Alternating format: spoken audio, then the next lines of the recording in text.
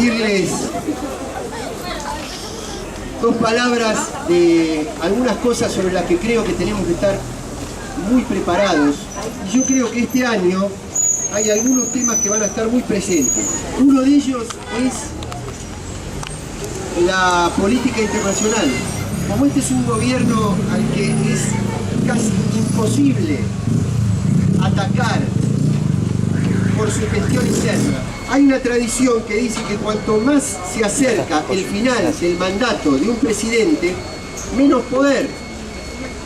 Y Cristina lo que ha demostrado es que cuanto más se acerca el final de su mandato constitucional, no de su liderazgo, sino de su mandato constitucional, tiene más prestigio, tiene más poder, tiene más ascendiente sobre el pueblo argentino. Entonces es muy difícil en la política interna, pero además el mundo está viviendo una situación donde esos poderes que conectan con el poder del imperio van a hacer todo lo posible para desgastar la imagen de la presidenta de afuera hacia adentro, con títulos internacionales, atacando, por ejemplo, que se firmó un memorándum para tratar de destrabar la causa AMIA con Irán, atacarla por un acuerdo estratégico con China, y ahora la van a atacar cuando haga el viaje a Rusia. Y la atacan por haber defendido a Cuba y a Venezuela en la Cumbre de las Américas. Y yo recuerdo, cuando discutimos en el Parlamento el acuerdo con China, algunos nos decían, es un país de temer, es un país que no da garantías. Y yo sigo insistiendo con la necesidad de dar esta batalla cultural y dar vuelta a los argumentos del poder. Porque yo me pregunto, ¿no sería una buena medida de un Estado terrorista ver cuántas armas fabrica y cuántas armas vende en el mundo?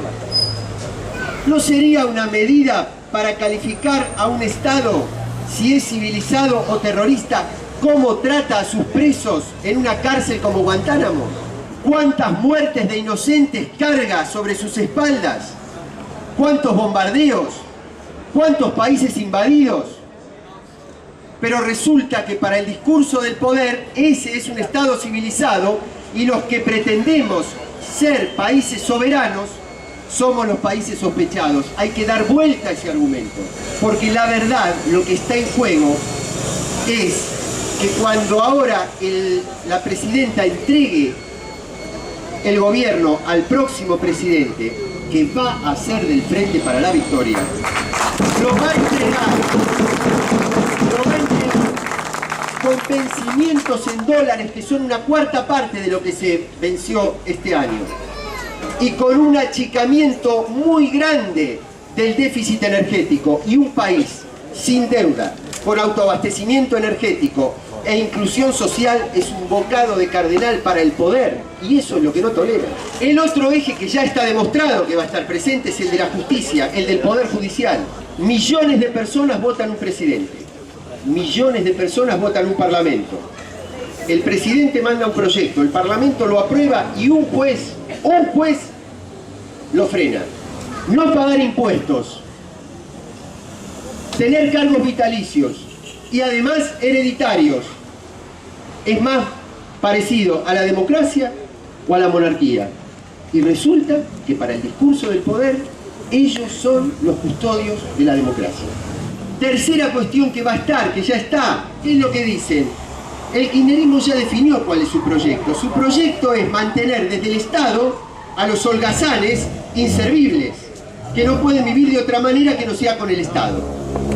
Y nosotros, los civilizados, los talentosos, tenemos que construir un proyecto alternativo para la gente que tiene el suficiente valor en sí misma, que no necesita del Estado.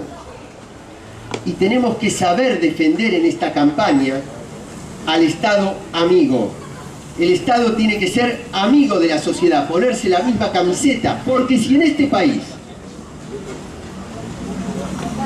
hubo clientelismo de verdad, entendido como obtener un beneficio económico sirviéndose de una política pública, en la historia argentina el Estado hizo políticas públicas para beneficiar a los ricos, no a los pobres. Si en esta década lo que se hizo fue reparar mínimamente una injusticia histórica, estructural en la Argentina. Esa idea de la sociedad y el Estado como la única manera de poder enfrentar a la coalición del poder económico, que es la verdadera coalición de poder a la cual tenemos que enfrentar. La última reflexión, porque hay algunos candidatos de distintas fuerzas políticas, no solo de una fuerza política, que me hacen acordar a esas películas minimalistas, porque en lugar de hablar de los grandes proyectos, hablan de la vereda, hablan de la escuela, hablan del trabajo, y no es que esté mal. ¿Cómo va a estar mal? Si esa es nuestra vida cotidiana. Lo que está mal es creer que se puede disociar tener trabajo, tener escuela y tener vereda con el proyecto nacional. No se puede disociar. Por eso no caigamos en la trampa de las historias minimalistas, que son atractivas desde lo estético, pero que desde lo ideológico nos llevan a mirar en chiquito y no mirar las grandes líneas del proyecto nacional.